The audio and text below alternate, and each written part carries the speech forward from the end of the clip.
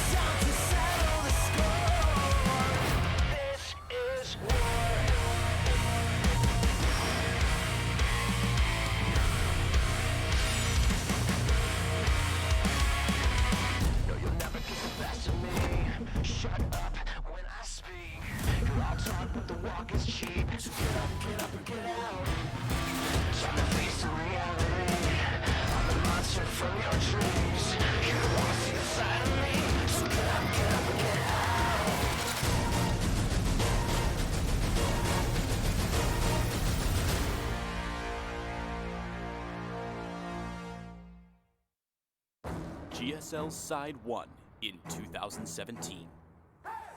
The World Side 1 in 2018. Now, we're about to break the balance.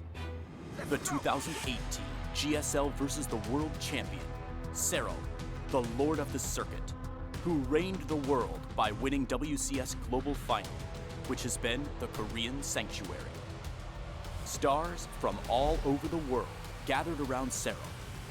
The veterans, who participated in GSL versus the world for 3 consecutive years while maintaining steady performance. Neeb, Special, and ShoWTimE. Along with Raven, who defeated Cyril and rocked the world in 2019.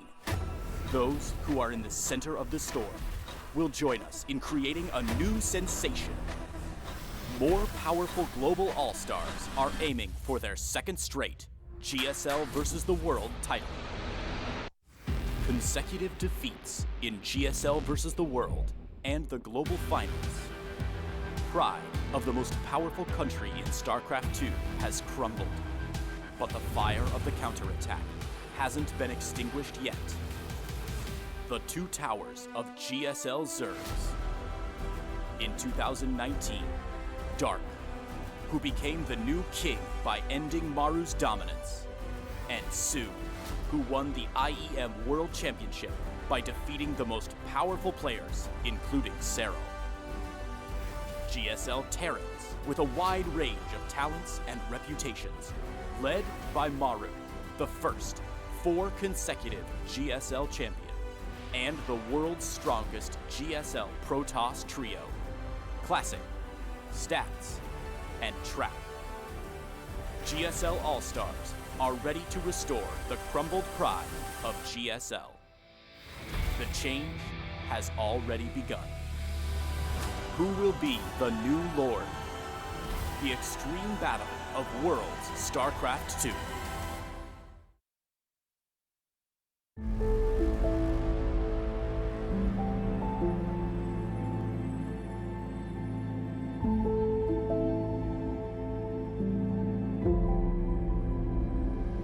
Seoul, Korea, Free Cup Studio, live. 2019, GSL versus the World.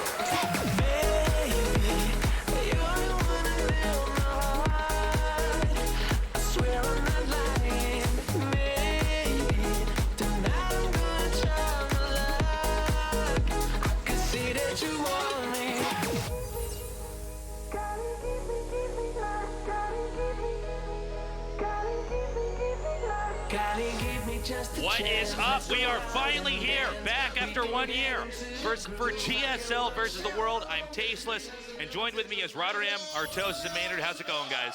Doing so good, man. Doing so good. Yeah, I would say so. Probably the best I've been doing in about a year or so. Am I right, Roddy? Absolutely, mate. No, it's so fun. I mean, that intro already got you going, right? This is like, it feels great to be here. Last 2 years, this tournament was amazing. Expecting nothing less. It's been a blast. This is actually my favorite tournament to do out of all the things I get to do all year.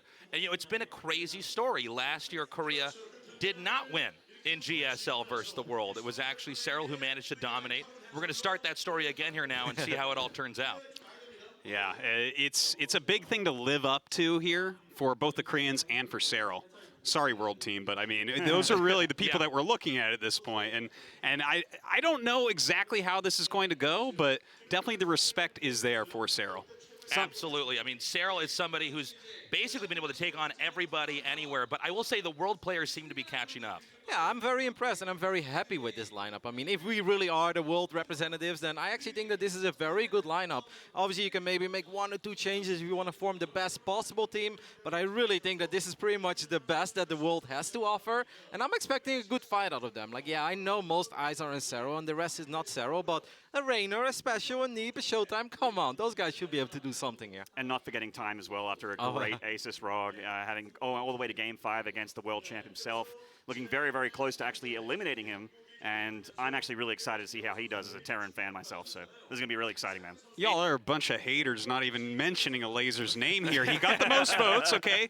He's one of the few non-Neeb, non-Cyril people to ever win a WCS title.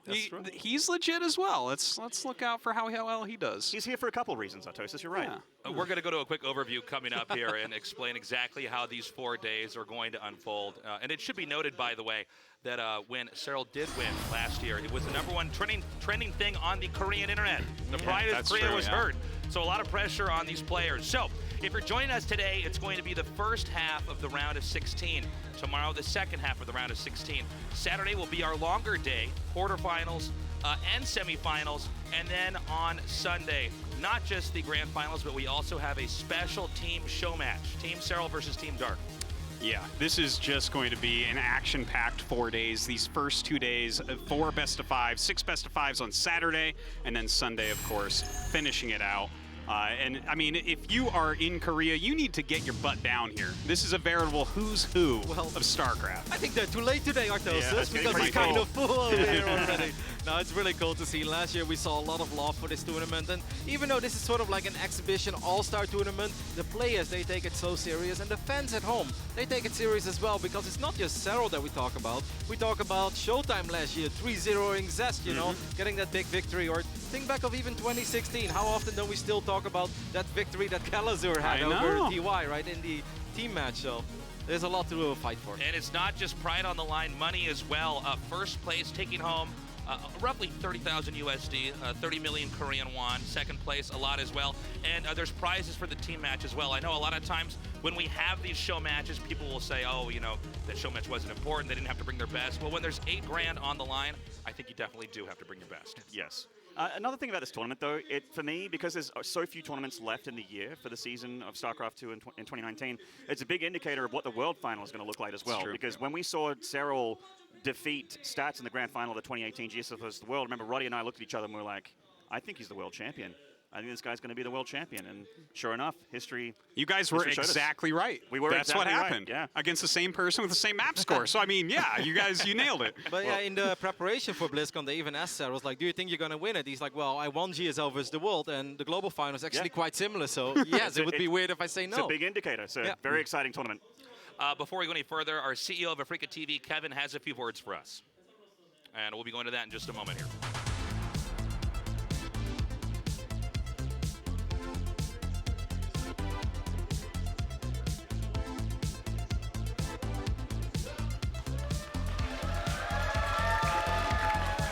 네, 여러분 안녕하십니까? 제가 GSL 무대에 문규리 없이 쓰기가 처음이라 되게 긴장되네. 혼자 쓰니까. 네, 이제 3년 차가 됐죠. GSL vs The World. 네, 작년에 특히 세나 선수가 우승을 해서 굉장히 또 재밌었고, 또 올해는 이탈리아에서 레이너 선수, 중국에서 타임 2002년 굉장히 젊은 또 친구들이 와서 너무 기대되고, 여러분 응원해 주시고, 또 오늘 특별히 이렇게 비도 오고 광복절날 이 자리를 다 채워주셔서 너무 감사하고, 잠깐 글로벌 팬들한테 인사하고 전 내려가도록 하겠습니다. Dear StarCraft fans all over the world, welcome to the third year of GSL vs the World. Especially this year. Especially this year, we have two youngest players, Rainer from Italy and Time from China. 大家好. 그러면 여러분들 많이 즐겨주시고, thank you and enjoy. 감사합니다.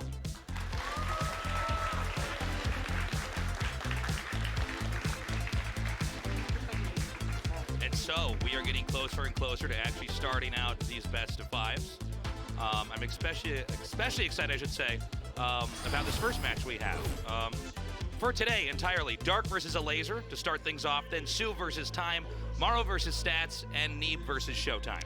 Well, I know that you're looking with just saliva in your mouth at that Dark versus Elazer match, Tasteless. I gotta tell you though, no, I know it is the gem of the tournament, but Maru's Stats, for me personally, that's the match of today. You know what? You might be right, Artosis.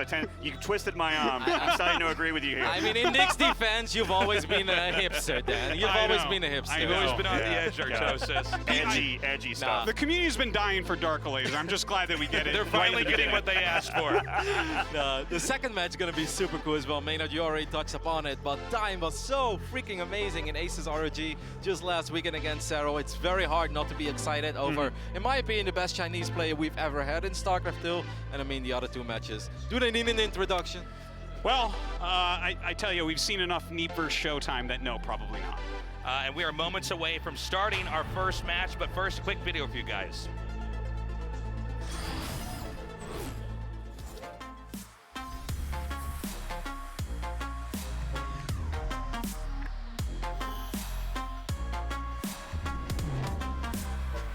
빠르게 대표가 되고 싶었는데 생각보다는 좀 늦게 된 것 같아서 뭐 살짝은 아쉽지만 솔직하게 옛날보단 잘했어요. 옛날에는 진짜 뭐야 약간 이런 수준? 갑자기 세랄 선수가 치고 올라오면서 다른 선수들도 많이 잘해지고 더 올라오는 것 같더라고요. 그래서 아직은 전체적으로 한국 선수들이 더 잘한다고 생각하는데 많이 올라왔다 정도? 웬만해선 세랄 선수를 만나지 않을까요, 결승에서? 스코어보단 그냥 진짜 이기고 싶어요. 한 명 한 명 꺾다 보면은 또 우승할 수 있겠다, 우승하겠지라는 생각으로 한 명 한 명 열심히 꺾어 나가겠습니다.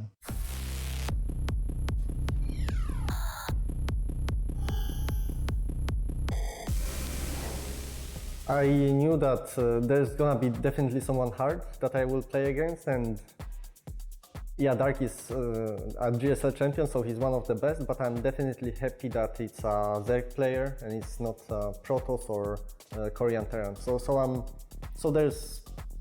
I'm a bit happy that, you know, it's not the worst draw I could get, I think. I think my ZVZ is fine, you know, I think I can beat Dark, probably not, I'm not favorite, definitely not, but I think I have a chance. And versus somebody like Classic, I don't think I would have a chance at all. As I said, like, I'm quite happy to play a Zerg player from Korea because I don't think I would be able to beat a Korean Terran, for example. So if I can beat any Koreans, it would be a Zerg player. That's all I want to say. Yeah, I want to thank very much to Gimper who helped me get here and all the fans of this. It was an incredible help, and obviously without him or all the fans, I wouldn't be able to be here. So yeah, thank you very much.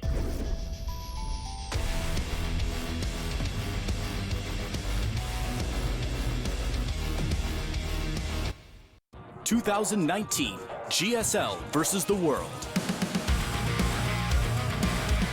All right, here come our first two players, Dark and Elazer, a Korea versus Poland match. Really excited for this one, Tasteless. We had our jokes earlier, but this actually is going to be a really sick series. Elazer's been looking up to Dark as a role model for a long time. Of course, that's shifted. Obviously, you know, you start looking at Rogue, Serral, of course, from your own side of the world, from your own circuit. But Dark definitely has always been that aggressive Zerg that Elazer really modeled himself off for a long time, being a pretty aggressive Zerg himself.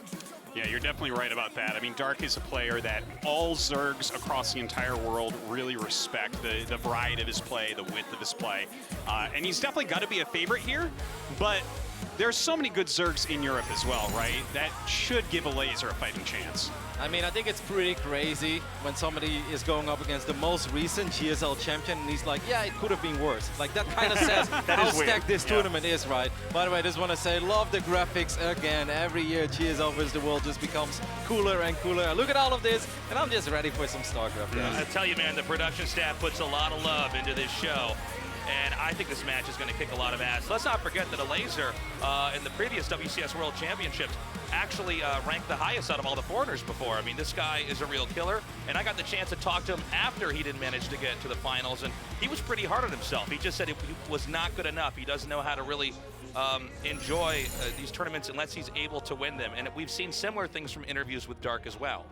Yeah, it's a very pro-gamer mindset. You know, you only expect the best that you can give, and you only want victory. Everything else is disappointment for you. Kind of quietly ranked 8 right now, right? Like obviously rank 8 in WCS points is still very high. I mean, we have 8 players here from the WCS circuit, so based upon points, he absolutely deserves to be here. But it doesn't really feel like the year of Elazer yet. Now, obviously, if he has the deep run here, that changes everything, but kind of quiet so far this year. Yeah, well, you know, a couple years back, he was looking like a dominating force. I actually thought he might become the absolute best foreigner at one point until Cyril really took over. But I feel like he's a little bit underestimated right now with the rise of some other players like Time and Lambo and whatnot coming up through the ranks. But he had a little bit of an identity crisis, right? We went over this many times, and he was always so successful, being aggressive, and suddenly he's like, no, I'm going to macro. And then suddenly like, hey, what happened to Elazer's results? He's like, just kidding, I'm going to all in again. And then suddenly he became better again. But it's like, I feel like he doesn't really know who he wants to be in game. I could absolutely agree with that. Dark coming into this tournament, by the way, is so hot in Korea right now. This guy has shown a lot of confidence. I think he's got a different attitude coming into this than Elazer. It seems like Elazer was really taking this like one phase of the bracket at a time. And I don't think we've really ever heard Dark talk like that. Dark generally is always saying, no, I am here to actually take it all. So I think you guys are right, a little bit of a mood change there from Elazer, especially highlighted in that video. Yeah, and with Dark, like, just, is that the most respectful he's ever been to the foreign community in an interview? I think it might have been. Right, well, there's only so many times that you can say that you're going to beat all the foreigners and then lose to Cyril before you have to change your tune and give them some respect, right? You know what, I don't want Cyril anymore, that's fine. I mean, historically, this is a very fun matchup, of course, because once upon a time, Dark did really have that insane run where he just never lost against a non-Korean player until that streak got snapped by Elazer at the Global Finals back then, actually knocked Dark out of the Global Finals, so that really makes this match a lot more fun. Yeah, it's kind of incredible to see. You know, StarCraft is a franchise, 21 years old now, and the rest of the world is beginning to catch up, and I don't know if this is going to slow down. I mean, everything outside Korea, that's a lot of people. And there's still a lot of passion and a lot of interest in StarCraft 2 here. And again, as much as we talk about Cyril or these other guys, I think that really there might be a shift in the landscape here if trends continue. I mean, if their level of play is already changing Dark's tune, I feel like he's the hardest one to convince. And if they're already doing that, then, you know, that's a good sign of the level really catching up for sure. Yeah, he definitely is one of the guys that's been most vocal about the actual level of the non-Koreans. But we have so many strong ones at this point, like you guys are pointing out, right? It's not just Cyril. Yeah, Elazer has beaten him in the past, but we also have players like Raynor. I mean, that is kind of the kid that we're all looking to. Is he going to be better than Cyril next year? Well, especially when you consider his age. I mean, he's that good this early. That's almost always a good sign, especially in professional gaming. When you get somebody who's that young and it just clicks with them. There's still plenty of time and they're still developing. And they're still young enough they can almost entirely focus on esports. So absolutely, maybe in a year or two, it's him we're going to be talking about almost exclusively. And I think if you really focus on Raynor, one thing that he really has in common with Cyril is that he seems to learn very quickly from results. He can lose against a certain style one tournament, 3 weeks later he completely crushes it. And that's not something that all these players have. There are a lot of players that will always be bad in one matchup or at least for an entire patch, right? But not Raynor. So he's very exciting. He's definitely one to look forward to, but he plays tomorrow, guys. Yes, yes, indeed. I think one thing to note is how natural a lot of these non-Korean players are in this studio. You know, with what No Regret's been doing, having all these players travel in here and train here and then compete here, I think it's really balanced out the playing field. Yeah, it definitely does help them. You see everyone kind of spike in their results right after playing in Korea for a long time. Because, yeah, again, we keep talking and hyping about the non-Korean players. This has been the same story for about 20 years now, where we're excited about them. What can they do? They're getting better. Yeah. But it's like it is becoming truer and truer and truer over time. Just how true is it going to be overall? Can someone like Elazer come in here and once again defeat Dark in a best-of-5? It's really cool to see the audience down here, people flying in from all over the world to see this show. It was so crazy last year to be part of something like that. The beginning of seeing Cyril really dominate in such an impressive way, and I can't wait to see if it's going to happen again here. You know, the crazy thing is, when we came here last year, I walked in here the first day and I was like, Serral's going to win this, guys. And you're like, ah, you're crazy. And Maynard's like, ah, maybe. But like, I was very convinced that Serral was going to win it last year. And even though he had a phenomenal 2018, obviously, and he's the world champ, and even this year, his results have been very good. I feel so much less confident about Serral winning this year than I did last year. And that's not because Serral's worse. Absolutely not. Like, I still think that Serral is maybe the best player in the world, or at least very, very close up there. But this tournament is just so freaking difficult. And I look at his round of 16 matchup, TY, you think about the series they had at Home Story Cups. Even the biggest Serral fan got to be pretty nervous about that draw. I mean, there are a lot of people out there that could have been in the grand final of the World Finals, you know, in the round of 16. Yeah. You know, you got your Maru stats that we were talking about before. The second most exciting series of this round of 16 for today. and then we have my underdog favorite for sure. The hipster pick. Yeah. And then we also have, like, you know, as you just mentioned, Serral, TY on the other side of the bracket. Both of those guys went all the way to Game 7 of the Home Story Cup Grand Final. They're extremely closely matched. I don't think anyone's favored against Serral, but there are a handful of people that are closely matched, and TY is certainly one of them. And we could honestly be excusing Serral from the tournament in the round of 16, which is insane to say. Crazier things have happened. I believe we are about to start this match. That picture usually means we're ready to go. A little bit of a hiccup here, but we're going to start this best of 5 up on the map Acropolis. Yeah, looks like you're going to follow up with Thunderbird, Kings Cove, and if you need it, if Dark is not on his game, Cyberforce and New Repugnancy. Yeah, this is going to be really exciting, man. We'd love to see how good Elazer CVZ looks. We know Dark's an absolute monster. Let's get into it. All right, we are ready to get this going in this best of 5. Dark versus Elazer starts 5, now. 4, 3, 2, 1. Round of 16, match 1. All right, let's do this. In the upper left, in the blue, from Korea, he is Gosu Crew, Dark.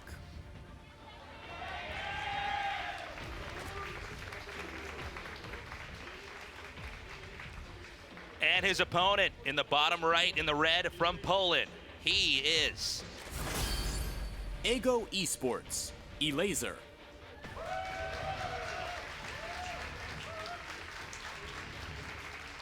Alrighty, Tasteless. Well, I know that you guys already heard my giggle. It's so funny. I had breakfast this morning with Elazer, right? And I sit down and I want to pick their mind a little bit. I'm like, so, what do you think? He's going to be aggressive? And he's like, nah, I don't think so. And I'm like, what? Dark? You know, that's what he always does. Yeah. Doesn't Dark always do this against non-Korean Zergs? He just like tries to kill them basically with a 12-4 or a 13-12. And oftentimes in game 1 he'll do that. Yeah. He'll just immediately initiate with an opener like that. Oh, and he's going to try to sneak in maybe a spine as well. He could actually, just on the edge of the creep, there's no vision here. Oh, actually, but he's guessed. Yep. Is he pulling the drones as well? Oh my goodness, he's pulling the drones. So again, that actually poorly placed there just because the extractor finishes, and then he's able to spot that, so those drones are being pulled. That's big. Had he actually nudged that up a few hexes, it would have been a different story, but the drones are already out on the map now. Yeah, but that was kind of a misclick, Tasteless. Those drones went a little too far north. I think at first he was really trying to hide this as well as possible, but then the spine crawler got scouted. So he's like, well, there's no point in hiding this anymore. This is technically a really good start for Elazer, because that spine normally is the biggest problem, but he's not out of the woods just yet. Yeah, it's the fact that the spine is finished, and then the rest of those units can body block and get in the way, and that would have actually been in range of the spawning pool, which would put a clock here on Elazer. But now the drones are going to come in. 2 spines go ahead and go down. Actually, just 1. Here's the second one coming down now. Yep, he's just going to buy a little bit of time. There's a lot of Zerglings on the way for the Polish Zerg. I mean, it would be amazing for Elazer to pick up a victory here in Game 1. That will give him so much confidence. It really does feel that Elazer has the units, and I think he's handling this really well. He's buying so much time with his Zerglings. And you can see the drones now and the links coming forward here. Elazer definitely with an advantage here as far as being able to spawn next to this attack. The spine crawler getting low, but I don't think this is going to finish in time. I think this is GG already. I think Elazer has done it. Elazer actually takes the 1-0 lead here over the GSL champion. And he's like, you may have done this in the past against me, Tasteless. But he, too, has grown as a player. I mean, obviously, you can say tiny bit fortunate that he saw that spine the way he did. Well, I'll tell you what, that was actually Dark's fault. I mean, that was a poorly placed location. You know, you don't start with vision there, but as the extractor is done, you're able to glance the edge of that spine crawler finishing up. We saw Elazer looking over to the side. They might have been smiling at Dark there. Yep. That was a mistake by Dark, and he is paying for it. And, that's rough in a best-of-5 where you're trying to really bring your very best in Game 1. And, part of Game 1 in a best-of-5 is even just being warmed up. But that was a humiliating defeat. And, of course, I'm not taking anything away from Elazer there. He handled that very well. Every decision from there was perfect, and he shut him down. No, Elazer did everything that he had to do, but Dark definitely hurt himself a lot more than he should have. The spine obviously in a very risky spot, and it did get revealed, but then also the units were rallied via the top side of the map because he was really trying to avoid the Overlord, but his build was already revealed, so he lost a little bit of extra time there as well. And at that point, Elazer has one job, and one job only, and that's let's not take a bad fight with my first 4-6 Zerglings. He didn't. He handled it perfectly. Game 2 has loaded up. Dark versus Elazer continues on. 5, 4, 3, 2, 1.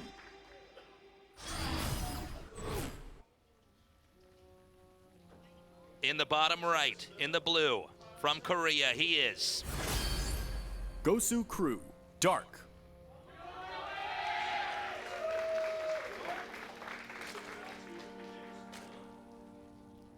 And in the upper left, in the red, from Poland, he is Ego Esports, Elazer. Alrighty, Nick. Maybe you were onto something after all. Maybe this is going to be the series of I'm from the future, man. By the way, Dark is not opening up with a quick pull at all. And Elazer is also going to open up with a quick hatchery. So we're going to have a very different tempo of a game here from these two guys. No, at least for now, no all-in, no big rush. Obviously, this is a pretty big map. In general, players like to macro up here a little bit more. It's very easy to get the 3-base economy going. And I think it has a lot to do with the way that Game 1 played out as well, right? If Dark just did his usual thing, where he gets a very quick 1-0, that's often where his opponents start getting a little bit intimidated. They start making more mistakes and errors, and they start playing overly safe, or actually they want to suddenly start being greedy. But this time, it didn't work out. And I think for just us as neutral spectators, it's really good that that didn't work. Otherwise, I was afraid that we're going to see a very one-sided 3-0 victory for Dark. And now suddenly I really feel like, all right, we've got a series on our hands, because Dark, you're going to have to work for it. You can't just pop this nerd in the way you used to do it. I think especially because it's Dark, and because Dark was one of the players that was pretty blunt about where he thought the non-Koreans were. That's a really rough way to take the first game in a best-of-5, especially when he's the team captain of GSL versus the world on the Korea side of things. So already a very cool start to our show.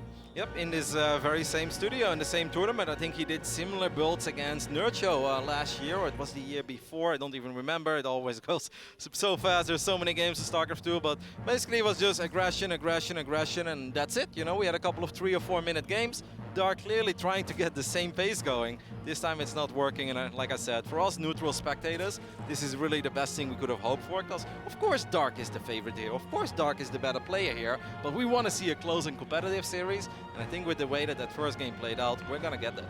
Yeah, and I think Game 2 is going to be even more important to see what kind of shape Dark is, because when you look back at that Game 1, I think the idea was good, but the execution did not seem to be as practiced there. I mean, you basically never would want to put that spine there. So let's see what happens this time around. We do have Dark going for a Baneling's Nest. Yep, and I think it's obviously worth mentioning that Elazer went very quick 3 bases here and actually delayed his gas. So he's got 0 gas income at all. That means there's going to be very late Zergling speed. There's going to be a very late defensive Baneling Nest. But, like I said before, on Thunderbird, there is only one way to enter the first 3 bases, and that's via this ramp at first, if you don't take away those minerals. That's a lot of Zerglings on the way for Dark. But I really feel Elazer, if you're doing a build like this, on a map like this greedy against an opponent that's that aggressive, he should have a way normally to deal with this, but he needs a wall off and he needs spine crawlers. Okay, well, we're getting that wall off set up now. Spine. But he's going to need more than that. Now, this many Lings already coming forward, and Dark has not made a single drone since he started making Zerglings. Elazer really has to stop building drones. Take a look at that production tab. It's super important that he starts getting a spine off and a full wall off, because he has nothing yet, Tasteless. He's got absolutely nothing. Okay. We're getting the full wall in there. There's the Spore. I guess to sandbag that out as much as possible. Anything to buy a little bit of time. Anything to get some extra queen hits on those Zerglings. But I mean, the Banelings are going to be able to blow up that Spore Crawler, though. It's very important that he can re-wall behind it. This is going to be so close. I'm surprised that he didn't want to go for the spine. He's just waiting for that Roach Point to finish up. Okay, and as you can see, the Lings are beginning to come in. They have not actually completely breached through here. Is there actually enough, though, to continue to do damage on these queens? I mean, it's taking a long time, right? The longer this takes, the better it is for Elazer. He's got a lot of roaches on the way. The queens are low. Really good transfusions there. Oh, and actually, I got to say, this was really beautiful control overall here. In fact, one of those banelings connecting with those two drones. The queens have been alive for a very long period of time, but finally, the lings are going to be able to spill in as these roaches spawn out. Yeah, but these lings need to pick off a lot of drones though, Tasteless. I'm talking at least 10 to 15, I think. And it's going to try to re-wall there, but that was prevented at first. 6 drones going down. But I actually think Elazer is still sort of alright as long as he can prevent losing additional workers from this point on. Yeah, that's the big question is how many workers are going to stay alive. You can trade armies into each other all you want. I mean, Dark was the one that made the economic sacrifice to make an attack like this happen as these links come in. A few more drones tilled up. We have 9 kills total, but I think Elazer is going to have to lose a little bit more drones for Dark to be comfortable with his position here. Yeah, there is a lot of links still out on the map. The only thing is now for Elazer as well is that he's kind of stuck too, right? He's stuck on his 3 bases. Now, one thing that Elazer could potentially go for is maybe a Nidus attack on tier 2 because he knows that he has way more roaches out. It's just hard to get the roaches to the other side of the map unless you would go for one of those Nidus plays. I totally agree as he's barricaded himself in here and is definitely afraid of link counterattacks which start to do damage much more quickly than a big roach counterattack across the map. Now, that link did scout in there. And see that there's a layer coming. So that may give him the suspicion of this being a possibility. We don't really know. Yep, but I think this is one of those things where even if Dark knows, what can he really do about it? Unless he can just shut them down before they ever pop. But it's really hard to have vision everywhere. There is going to be a second carapace upgrade as well, though, for Elazer. So maybe he's just going to macro his way out of this. I think every decision that Elazer makes from here is good, as long as he keeps scouting and he knows that Dark is not going for, let's say, very quick mutas, which is a very big possibility as well, because I don't know how eager Dark is to play straight roaches from this point on, because, yeah, you know, he just has way less to work with. Yeah, I mean, one thing about the situation as far as workers goes is they're even, but the army supplies are hugely different. I mean, Elazer has much more, and roaches, in the grand scheme of things, at least for this phase of the game, are pretty basically better units if it comes to a fight with the two sides. It would make so much sense to me to see Dark build a Spire. Yeah, there we go. There it is. And I think this is a smart move because if he can come across the map and actually blindside Elazer and basically mute the utility of these roaches by actually killing off all the workers and also being able to control the map, that would be a great way for Dark to win this game. Well, this scout is very important, Tasteless. Let's see if this Overseer of Elazer can see everything it needs to see. Where's the Spire placed? On the left bottom side of the mineral base here. On the left side of our screen. Okay, good scout. Spire about halfway done. So do you attack now? Do you Nidus? Do you just macro your way out of this? I don't know if you really want to play like a super long ZVZ against Dark. Like, I think Elazer is strong enough to survive until the mid game. Look at how the amount of roaches that were just produced. I think Elazer is going to go for it. He's just going to rally everything to the other side of the map. And we actually have 6 spine crawlers coming down here now. I'm really making me wonder about that Nidus, if that would have just been a better decision to try to come in at that moment. But instead, Elazer's going to be taking a 4th base and sending roaches of his across the map. Yeah, I mean, he does have 68 drones already, so obviously it doesn't hurt Elazer's economy. Okay, he is mining out these units or these mineral patches rather in the middle of the map, so he's really gonna go for it. It would be so cool if he had like 2 more drones on the left side mining out those minerals as well near Dark Space. We see tunneling claws, but 11 meters out already, or at least 11 meters on the way. Can you boss this? I mean, that's a lot of roaches, but that's a lot of spine crawlers as well, Tasteless. Yeah, this bottlenecked area seems to be almost impossible to ever break into. In fact, that would really be the dream there for Dark, for Elazer to try to push through there. So these roaches are going to return home now. Even though Elazer is going to have an additional base, we don't know how much damage he's going to take from these mutalisks yet. That's the big question. Yeah, he had plenty of time to prepare for it. And the one good thing that Elazer did accomplish, I want to say, with this roach move out, is that he forced out 7 spine crawlers, right? And that means that obviously Dark's economy is truly hurting. Dark getting a cancel on this 4th base would be massive, though. Oh no, Elazer, that was not supposed to happen. That's not even a cancel. That's a straight up kill. Yeah. I have to say, I think we're seeing why Dark is considered a better player in a longer ZVZ, and I know this isn't exactly the longest ZVZ we've seen. It's a pretty short one so far, but he's definitely got himself into a better decision into the mid-game here, as there's now no 4th base for Elazer, and Dark has map control with these mutas. You can both harass and kill workers, or you can go out and try to attack roaches that are going to be on the middle of the map. So Elazer's really been painted into a corner here. Yeah, but it's really funny, right? Because Elazer has been up 30-40 supply, so a lot of people might be confused. It's like, why are we praising Dark so much? What's so good about Dark's position? It's not necessarily that it's that great right now. We just know how good Dark is, and we know that it's going to be great 2-3 minutes from now, because Elazer is stuck with all these units, and I just don't think he can do much with it. Yeah, and it's not hard to imagine that Dark is going to be able to maneuver this game pretty cleanly to a victory, but I do like the idea of the Brood Roaches coming out here. And actually, he's going to try to come in here and maybe get a denial, taking out a few of these drones. If he could get that hatchery, that would be pretty huge. Yeah, but he would lose a lot of roaches in the process, so I don't actually mind Elazer not going for it. Elazer is also just bringing the Mutas back home, right, which allows him to get some anti-air out. Like, I don't hate what Elazer is doing, but that moment that maybe looked like a minor moment, it was like, oh, fort base, Lings surrounded, Lings get a cancel or a kill, actually it was. It's like, oh, that's nice for Dark. No, that actually changes everything, because if Elazer would have just had that 4-base setup with the economy that he had, I actually think Elazer would have been totally fine in this game, but losing that hatch was massive. We have more and more Hydras coming out. Now, the Hydras can pretty directly address the Mutalisks if it comes down to a straight-up fight. But again, with Mutas, you can always just try to attack somewhere else where the Hydras are not. But it does appear that Elazer is going to try to bank up for a big battering ram attack that's going to come across the map down towards the bottom right, while Dark is still continuing to mass up a lot of Lings and a lot of Mutas. I actually really like what Elazer is doing with these minor roach hit squads, though. He's getting a couple of drone kills here and there, still hurting in the Dark's economy a little bit, because 66 drones is not the dream if you want to be a 4-base Zerg. So I actually like a lot of things that Elazer is doing, and yes, Elazer maybe eventually wants to attack, but he's also getting a hive, Tasteless. He's going to be able to get lurkers out a lot quicker. He already has the lurker den, and don't forget about I won't say Infestors. Well, Infestors would be good, but I was thinking about the Vipers, actually. 1 or 2 parasitic bombs on all those Mutas, and hey, what are you going to do with all those Mutalisks? Yeah, that's a very good way to completely punish somebody who's invested this much into Mutalisks. I mean, that's a really serious death ball that's moving across the map. This is the most interesting moment. Can the Mutas actually pick up these queens? 2 queens go down immediately. 3, 4 queens, maybe? Okay, this is actually a painful moment, right? Because I don't think the Hydra count is that high yet. This would be the ideal moment for Dark to apply even more pressure. Well, he has no bailing speed. Oh, yeah, look at that. That's awkward to see this late in the game. But you can see what Dark is also trying to do is just spread out onto the map as much as possible. Since there's not enough Hydras to attack across the map just yet, that bailing attack did not work out. The Lurkers were there to shut that down pretty easily. But I'm starting to get really worried here, though. Where is the end here? I mean, a couple of Mutas. Actually, I think the Mutas can fight those Hydras. Yeah, absolutely, they can. Yeah, this is almost, I think it's more Mutas than Hydras at this point in time. So this is a very easy fight. And I feel like Elazer, a player that had an advantage in the first third of this game, has now really given up any opportunities for a realistic comeback if he keeps playing the way he is and Darkus is playing as well as Dark is. I mean, the timing there by Dark was absolutely perfect. I kind of like this counterattack by Elazer because he needs to buy some time, but he's losing more and more expensive units. That's his only Viper, by the way. That's going to get picked off before a single parasitic bomb is casted. And GG, Dark was down in supply almost the entirety of this game, and he still took it.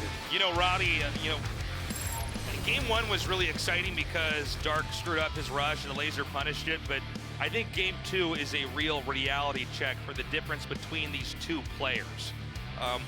Elazer had, I think, a pretty good start. He denied the Ling Banling attack. I think only lost about 10 drones, but then wasn't able, with all of the advantages he had, to navigate that to a victory. And now I'm curious to see what Elazer's going to do in Game 3. Yeah, to me it really felt that Elazer wasn't 100% sure. Does he want to end the game with his roaches? Does he want to all in? Or does he want to macro? And in the end he did a little bit of both. I still think that if he keeps that fort base alive, we're casting a completely different game. And it's not just that it happened, but it was so unnecessary, Tasteless, because he had so many freaking roaches. Those Lings were never supposed to get a cancel on that fort. Yeah. And if that didn't happen, we're casting a completely different game, because Elazer wasn't just ahead, I think he was really far ahead. Yeah. We are actually ready to jump into Game 3. Tied up 1-1. Dark versus Elazer continues on. 5, 4, 3, 2, 1.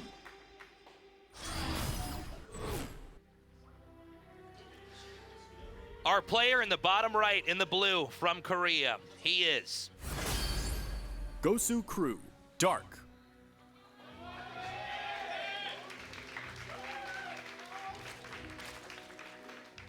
And his opponent in the upper left in the red from Poland, he is Ego Esports, Elazer.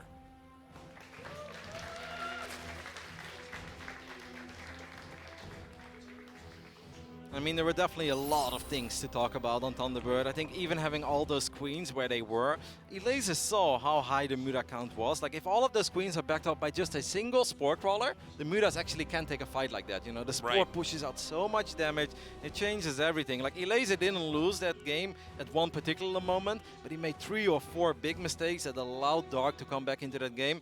And I honestly think for a pro gamer, those are the toughest defeats. You know, if they just have a regular game, you know, you make roaches, I make roaches, and eventually Dark played a little bit better, or he had a hit squad that did enough damage, it's like, all right, I can shake it off, you know. He took one. I'm gonna try to take the next one. But like when you're 1-0 up in a best of 5 and you have such a good spot in the second game and you kind of throw it away yourself, mentally I think those are the toughest games to swallow. Oh, I couldn't agree with you more, Roddy. I think that it really is a scary reality check when you have that experience. You go, oh, okay, this guy really does seem to be pretty crafty in any situation. Because you start asking yourself, like, if I can't win those games, what kind of games am I going to win, right? Because it's really hard, obviously, to win a ZVZ against Dark. You know, like I said, I had a little chat with Elazer this morning, and he said that he didn't expect Dark to be aggressive. Well, so far, I think in both games, Dark was very aggressive, even though the second game, it was a little bit later, but that was still a very aggressive opening.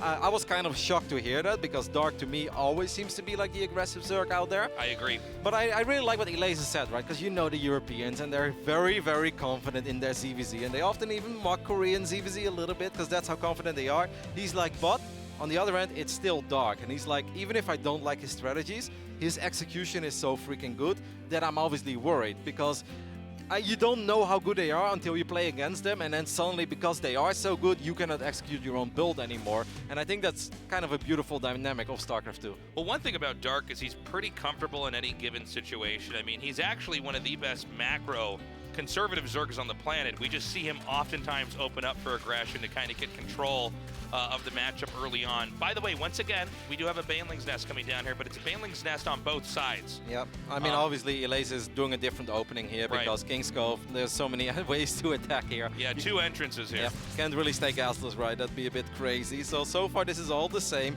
Now, the kind of aggression that I think is quite common for Dark as well is indeed around 26, 27 rounds, make a bunch of Zerglings. I don't know if he's going to stop or not, but Dark is so confident in his ability to just outplay these European Zergs that it's like, I just make nothing but Lings and Banes. Is this supposed to work? No, if it's gets scouted, it's not supposed to work. But his execution, Nick, it's so good. Elazer needs to pick up on this right here, right now. He needs to start making defensive Banes. That's what he does. And if I was Elazer, I would make no more drones from this point on. Focus on defending. I think you're absolutely right. Again, on this map, 2 different points of entry here. And so this threat is going to come in here immediately over to where this hatchery is. Now, it's very important that Elazer's Banelings connect with as many Zerglings as possible. Yep, he already has a couple of Banelings here. Don't forget about the Banes that could potentially run into the natural. I mean, Dark always has multiple goals. That's not the way that Elazer wants to start this, but that's not the end of the world yet, because he still has his defensive Banelings. Okay, we have that one last Baneling, about 1 Queen shot away from being picked off. The Queens are going to try to push forward here and terminate these Banes. Meanwhile, another attack coming around here in the other side. These Banelings headed towards these drones. Yep, a lot of these drones seem very vulnerable. Dark is doing a really good job in avoiding the Banelings of Elazer. The amount of lost mining time here is already very big. But Elazer did a good job in saving the majority of his drones, but he can't afford to lose that hatchery, Tasteless. As you can see, this hatchery is taking a lot of damage up here. It's at about 1/5 health. These Banelings on the side, still ready to be used. He's going to turn around to the top. The Banelings are going to come in, and it's so low, and it will go down. Oh my goodness, that final Baneling? Was it the splash damage there? It might have been. That's ridiculous. So crazy.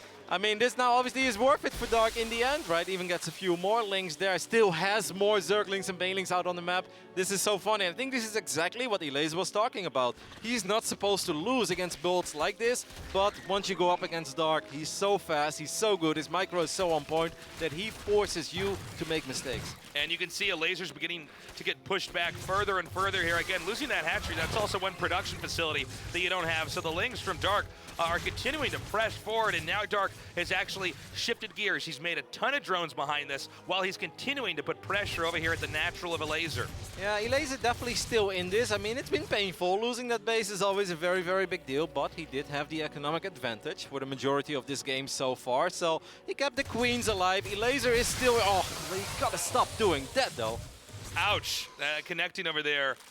Again, that Queen also getting very low. I feel like there's actually a chance that even though Dark is making almost entirely drones, that Dark could still come in here and pierce this third base once again, denying it from finishing. Yeah, that's going to be quite difficult against the 4 Banes of Elazer there, but Dark is completely okay with this because he's now economically ahead, and Elazer doesn't even really know what's going on. I think at this point, Elazer is so tasked in defending that he doesn't know how big the economy is of Dark. Like, Elazer is hoping, Dark, are you still at like 28, 32 drones? No, he's at 50 because he's freaking Dark, okay? And that's when you know you're in trouble. This is Dark with an actual advantage over here, and now these 2 queens are going to go down. Transfuses come in. Nice, good save there on those 2 queens. Again, this is the first game we see with Dark has a massive lead. Yep. Okay, we saw him lose with a failed all-in, and then we saw him recover with a pretty good defense there from Elazer. But this time around, it's going to be hard for me to imagine a series where Elazer comes out with a victory here. The crowd loved that one, but a lot of banelings going down on either side. But I'm with you, Nick. I mean, you think back of how Thunderbird played out, and it's like, well, since Dark won that game, now our game is going to play out where he's like basically has attack advantage, he's got an economy advantage, had an army advantage just right before he lost a couple of banelings here and there. It's going to be very, very tough for Elazer, but I mean, Elazer is somebody from the European scene who plays an insane amount of ZVZ, and there are definitely ways to still come back in this matchup, but he's going to have to play his heart out. Yeah, he really can't make any more mistakes from here. Again, Dark doing a very good job. Filtrating Lings in there 1 by 1 to confirm what exactly is going on. Elazer is actually going to all-in this game. I don't know if it's a Roach speed all-in or a Nidus or maybe both, right? He might just run Roaches to the other side of the map, and that's maybe the only way that he can win, because you look at the armies right now. Elazer's army is actually very big. No, Elazer goes back to droning. Why would he do that? I'm not sure. I feel like he might be trying to do too much of a balancing act here because, yeah, he was already so behind there. Elazer's going to try to come out now, but Dark at the same time is also growing. So if Elazer's making drones where Dark already had more drones, and then Dark's also making another hatchery, I don't see any avenue for Elazer to somehow get ahead. Yeah, at least Elazer's move out kind of scared Dark here, so Dark was forced to cancel his 4th base, but Dark has been economically ahead for quite some time. Elazer needed to get something done with the army advantage he had. He still kind of has it, but now he's fighting on the other side of the map, and now the first Roaches are out. A little bit of a move command there by Dark. Still 1 Bailing in the mix, but I really don't like this anymore for Elazer. I feel like if you make that many units, you gotta go for it. Yeah, you can't be wishy-washy in situations like this, and I think that's a little bit of what we're seeing here. Now, it is Dark pushed back onto 3 bases, so he's not going to get that 4th hatchery up. Elazer is taking a 4th hatchery of his own. Maybe he can try to step-by-step navigate this into a lead. But as Elazer's only just now catching up to Dark, we're also seeing that Dark's army is now bigger, and I'm wondering what a possible counterattack would look like here for if Dark were to simply try to push out and basically do the same thing to Elazer that Elazer did to him. Yeah, Dark does have a Spire on the way as well though, right? I mean, there often are Spires that they don't use immediately. It's just more like, all right, I'm gonna see if I can make something happen with the Roaches. Do you have anti-air? No, you don't. Well, if I then have money in the bank, I can suddenly start making Mutas. Obviously, these Lings are not getting an counter on the 4th base this time, so Elazer has definitely slowly but steady crawled his way back into this game. I think things look pretty rough at a certain point, but that move out and getting a cancel on the 4th base of Dark was, in the end, totally worth it.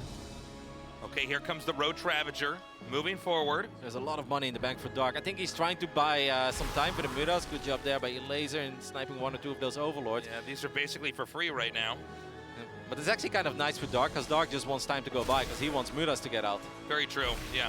He just wants to buy a little bit more time, but now this attack's going to come in here. This is 100% going to get canceled. That's big, though. That's the 2nd one, and that means that Dark is now still on 3 bases. What a fun little ZVZ series do we got so far. I feel like none of these games have truly made a lot of sense up to this point, but yeah, Elazer is now absolutely back in this. Sure, the Muta count is going to be high, but the first Hydras are already on the way as well. Yeah, whereas in the other game, the Hydras were not quite out in large amounts to where they could ever really address those Mutalisks. And this was a lot of gas banked up here for Dark. I mean, he's still able to make 7 more Mutas right now if he wants to. And I guess that being said, though, is the 4th base basically secure here? I mean, it would have to be Muta Harass that would win, not Mutas just stamping out that 4th. Yeah, Elazer should have a couple of spores at home. He's building 3 spore crawlers right now, as we can see on the production tab. I really don't mind it that much anymore. Now, we know how good Dark is with his Mutas, so this doesn't mean that Elazer is going to run away with this game, but technically, Elazer is working towards a stronger army comp as well, right? With the Hydras already out, he's got a couple of Ravages on the field, getting the Lurker then. technically everything is starting to look pretty damn decent for Elazer. He even has an upgrade advantage, and his carapace is almost finishing up as well. So Dark has got some work to do again with his Mutas and Banelings apparently. Here we go. He's about to activate. We got a lot of Banelings coming down right now. One changing for Elazer, so he's going to know exactly what's coming for him here. I mean, I wonder if he's going to wait for +2 missile attacks. Then again, then you I kind don't of know. I feel like that might be too late, but we'll see. He's about to show us. The Banelings are coming up. We have a lot of spines that are on the way, but they're not going to be finished, I believe, before this attack actually starts, as Dark is moving in right now.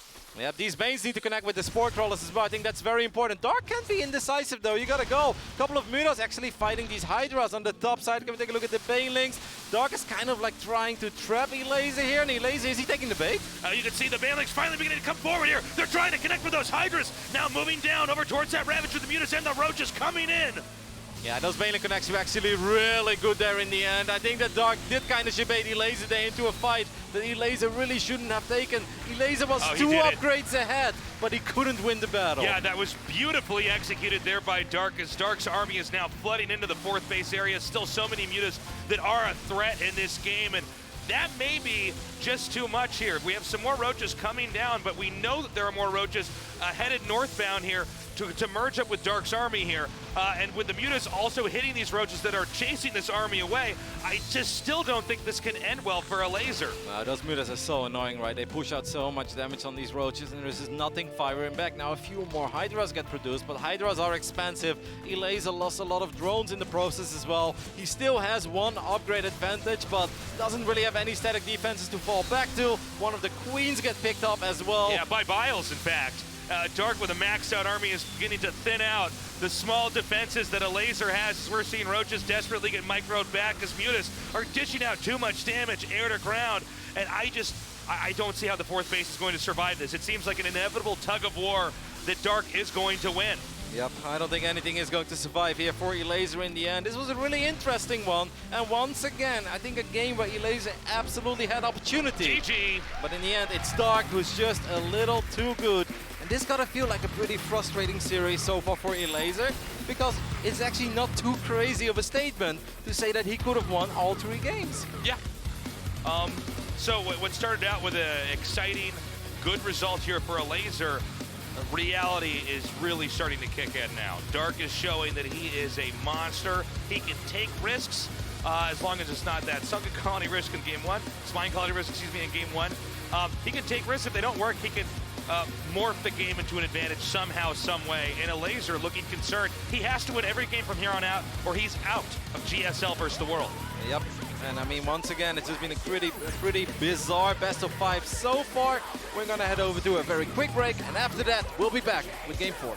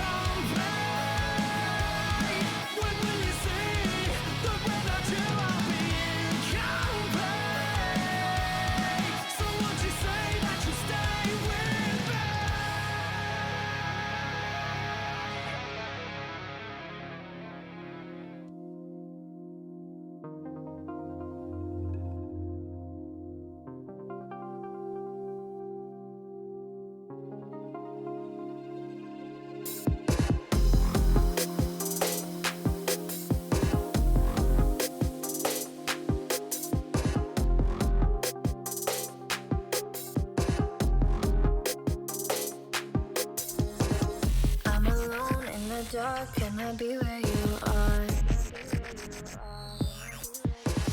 You were gone from the start, now you tear me apart. I gave you my trust, but you treated me like I couldn't see. I thought you were the one, but I know that I'll never be the girl that you need. You would feel the same. You were at the back of her mind. Suddenly the rain has wiped away the dust from my eyes.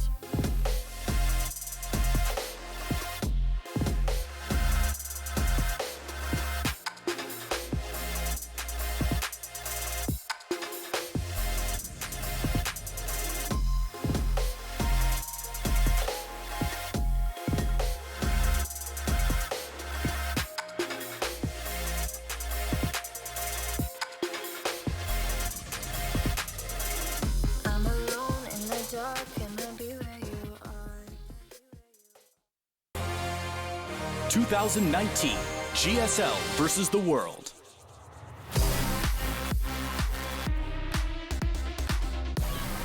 Hell yes, welcome back. GSL versus the world continues on. Right now it is Dark with a 2-1 lead over Elazer. Now, Elazer did win game 1, shutting down Dark's all in, but anything that seems to resemble a more standard Zerg versus Zerg, whether Dark takes the lead at the start or not, Dark ends up crushing it more and more with every passing minute. Yeah, it especially seems in the big fights, right? Like, I look at that final fight as well, and I like Elazer's defensive setup at first, and it seems like Dark was very worried about it. He's like, no, I'm not running into this, I'm not running into this, and then Elazer's like, well, I'm gonna run into you, and Dark's like, thank you very much. Like, that's exactly what I want with my 45 Banelings. There was a lot of hope there for Elazer. He was 2 upgrades ahead, Tasteless. Brutal, man. We are now going to go into Game 4. Dark versus Elazer on Cyber Forest starts now. 5, 4, 3, 2, 1.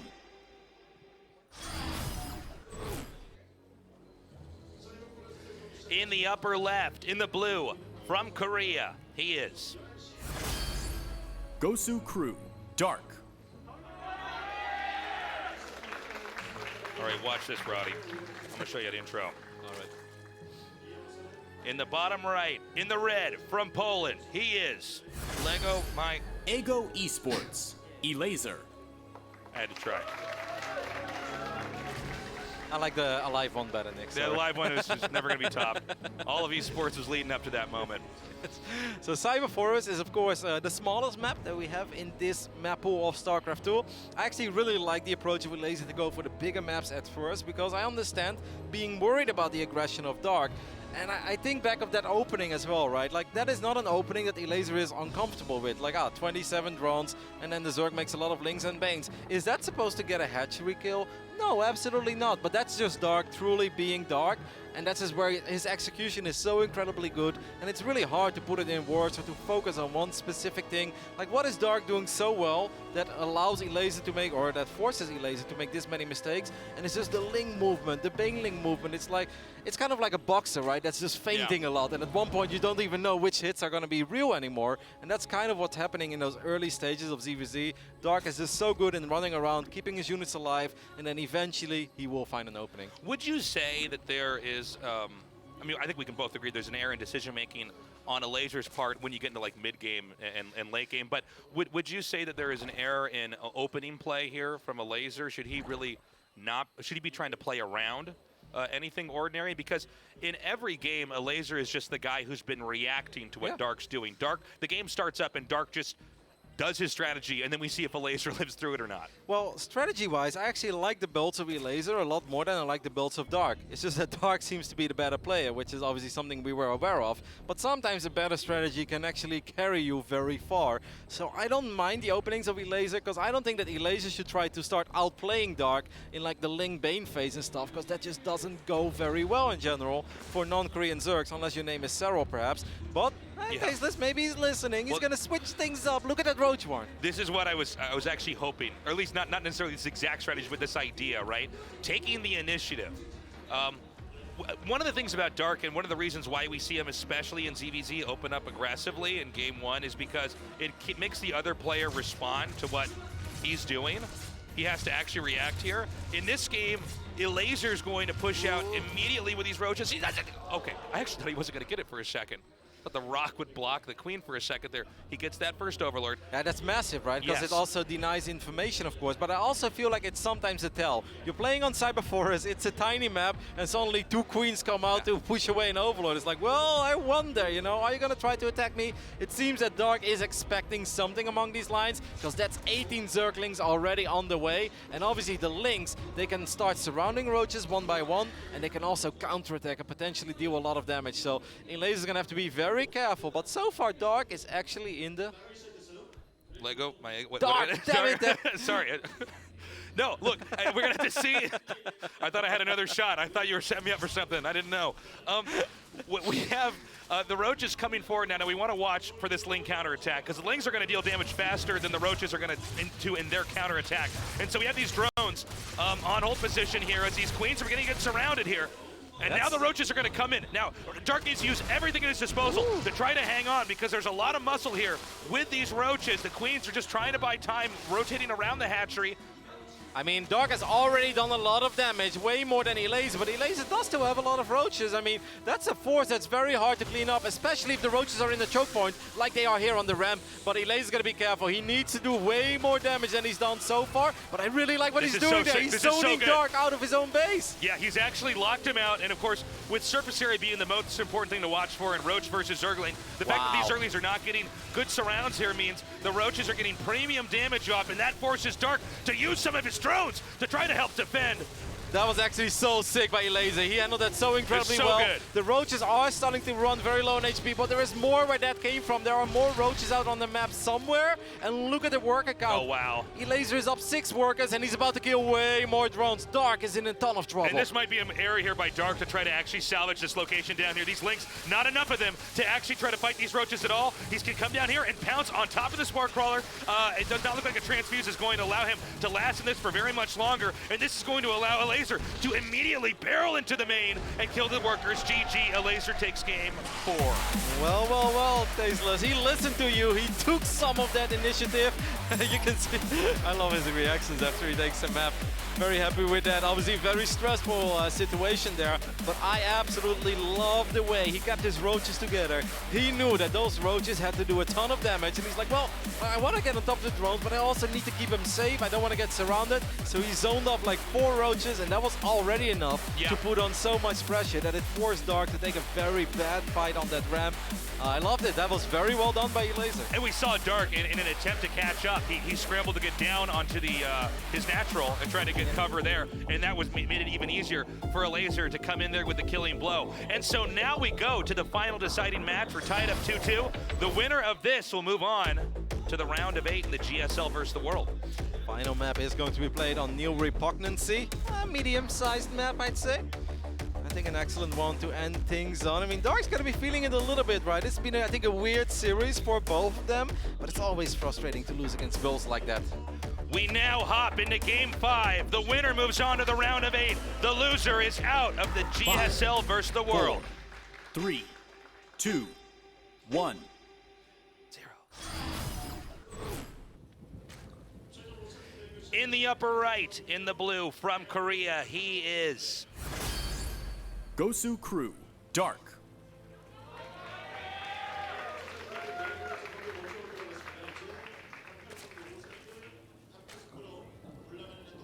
And in the bottom left, in the red, from Poland, he is Ego Esports, Elazer. I think score-wise, Elazer can already be very satisfied with his performance here. I mean, there have been a lot of people that have been 3-0'd in the past by Dark. Elazer one of them as well.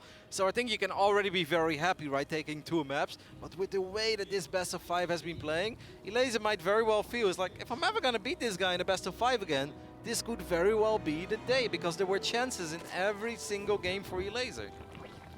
so great to have so many of you guys down here in the studio. We got a lot of people traveling in all over the world to see these games. So if you're down here in the studio, welcome.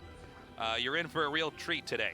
Now, let's also point out that, okay, so they both won 2 games, but the way that Dark won, I think, not to take anything from it, was just more of a standard, more impressive, more, okay, this is what StarCraft looks like. Of course. A play, whereas Elazer denied one insane all-in and then did another crazy insane all-in in game 2. But what do we get in game 3? I mean, at this point in time, whatever is going to win for Elazer, I think he has to do. And I think it's very much so up to Dark to try to get a read on what that might be. Yeah, we'll see. I mean, Neeb Repugnancy is a map that has a lot of attack paths. Obviously, there is a lot of playability with fast-moving units, roaches, hit squads. I mean, obviously, link counterattacks can be very dangerous, especially once the players are set up on 3 bases. I don't know, like, I still think that Elazer has what it takes to hang with Dark, even though Dark, I totally agree with you, clearly did look better in the 2 slightly longer games, because those 2 games, I mean, especially Thunderbird, I think was a game that Elazer shouldn't have lost. But even on King's Cove, there was a little bit of potential. But hey, maybe the 3rd time is the charm when it comes to regular, normal games. I mean, Dark is very strong mentally, but he's got to be feeling this right now. Like, he's the reigning GSL champion. He doesn't want to go out in the round of 16. Yeah, and you know, it's It's a little bit scary. I know that he might be a little bit more proud of his wins versus, Elazer with his wins, but it doesn't matter, man. Nope. This is why we have a best of 5, is because the players can adjust and try to take different approaches and win in different ways. Now, in this game, one thing that is important to note on this map is that it's not easy to defend both your natural and the third, and you can always have something run into your main and do damage. So we have Baneling nests coming down on both sides, and Ling speed coming down on both sides. We do have, and this has been thematic with these two playing so far today, Ling's being made more immediately from Dark, where once again, Elazer has kind of gone back to what we saw in both Game 2 and in Game 3 and is making drones again. So it seems like offense is going to be coming here from Dark. Yeah, Dark is even building them a little bit faster than he did on King's Cove. This is a smaller map as well. Elazer needs to stop building drones right here, right now. Needs to start working on his defensive banings. That's a very good scout though for Elazer. It's very important that he picks up on this as quickly as possible. I mean, I get it from Dark. He's like, on King's Cove it shouldn't have worked, but I just clearly made it work because I'm better. I'm gonna try to do the same thing again, but it's risky though, because eventually Elazer is gonna have his defense in the right place, and if this doesn't work out, Elazer is in a phenomenal position. Okay, hold on, Dark over here, attacking the third base. We have some of the Lings and Banelings coming up north towards that third base. Meanwhile, 2 Banes heading towards the workers. Yeah, the drones are being pulled. Good job there. I mean, one Baneling can actually not kill these drones. That's a lot of damage, but everything is still alive. How's the hatchery doing, though? The hatchery is still alive as well. I mean, it all looks explosive and flashy, but I actually think that was decent defense by Elazer. As long as he keeps those drones alive, that's the most important thing right now. He can't lose drones. He can't lose the hatch. Damaging a unit or a building is never going to be enough, and so now we're going to see Dark try to do everything in his power to come in here with a closer. We have 2 more Banelings headed up over here, and it looks like we might not have him able to defend in time. He needs to kill it as well. Yeah, a lot of drones are still very low on HP. More Banelings coming as well. I think Elazer is panicking here a little bit. Oh! Baneling trying to get these last 2 drones in the corner, and they do go down. And that was all the workers at that second base. Yep, but Elazer is still only 3 workers behind. And he's got 2 Zerglings in the main base of Dark as well. But Dark is going for this hatchery. Dark is going to get this hatchery once again. Dark gets the damage he's looking for. Elazer needs to get a massive connection with his 1 trump card. The ace up his sleeve, the 2 Banelings in the main base of Dark. Okay, here we go. The Banelings are coming forward. We don't know if Dark sees it, and they go off. That's a lot of workers going down now. Elazer is down a base, but up 10 workers, Tasteless. What are we watching? The Queens are very far out of position, though. The Banelings are here to keep those Zerglings safe as well. But I think Elazer's defense is all right. Yeah, that looks all right. We've seen Elazer collapse back onto 2 bases. Where does he want this game to go for now? I mean, 22 workers to 28.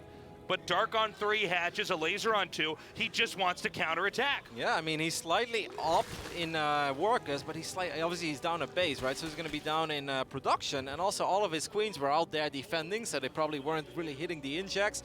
I don't know, man. I think you could really see that the nerve. Oh, no. Yeah. Oh. I mean, I was going with the nerves already, but defending as well, right? Like, Elazer is a very, very good Zerg player. Normally, if he sees 2 Banelings, it's pop up Ling, and he's done. And this time, you could really see there was some hesitation. That shouldn't be the case. I think he's feeling the pressure. Yeah, this is a scary moment here. Getting that denial with those Banelings and really shutting down the momentum there that Elazer might have had. The Queens now are going to try to take out this Overlord, which might have been a little bit too far out. That's going to darken the map a little bit. But Dark is, he beat me to it. I was going to say he's going to set up a counterattack to try to hit this location, but now those Banes have been picked off, and 3 Links might be able to do a little bit, but maybe not enough to be truly impactful in this game. He's going to, try to make 2 Banes down here then? But that should never work. Yeah, Right? that's just like... that was the most obvious run by him all I the hope time. you didn't see this strat.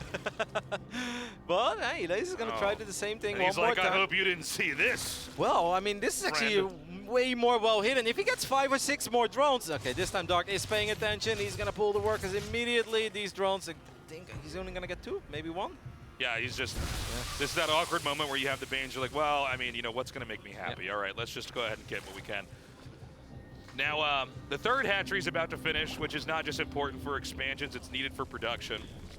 Larvae obviously matter a lot here in the early game. And we have Elazer getting armor here. Yeah, that's surprising, actually. Yeah. Maybe that's that, and he's going to get a layer here as well. I really wonder why he's getting Carapace. Now, obviously, that's going to be good against Zerglings in general. I don't know if he's thinking that Dark will once again play +1 melee. I don't think that's necessarily that good. Obviously, that's a good Baneling connection there. A lot of links going down. I think Elazer, I don't know. I mean, he's actually getting a lot of drones. I don't know where he's going with this. I really wonder why he's not going for missile. I mean, Yeah. Dark is going for missiles. Maybe he wants to knight us and he thinks that the Carapace can help out there. We'll see. Give him like some more sustain or something like that. Yeah, I mean, it can help with everything, right? Like all units. But he's making so many drones that I find it very unlikely. Like, who knight us of like 68 drones, right? Like, that just doesn't really seem to be. I think he's worried once again that Dark was going for +1 melee, and +1 Carapace can be very good against it. But that is actually not happening. Now, Elazer is the one dropping a very quick Spire, and his lair was actually a little bit faster than the one of Dark. So, we'll see. I mean, Carapace. Yeah, the Spire comes along now. This is the first time we really get to see Elazer going for the Spire. Hold on, these two Banes are going to come in. Yeah, there's just enough Queens. When you have two at an angle like that, you're probably just not going to get in there and get any drones. I mean, obviously, if the Lynx get +1 melee, they do actually take one extra hit from the Roaches, right? So, like, maybe Elazer is the one. He had a Roach one, I believe, but he's just kind of faking it.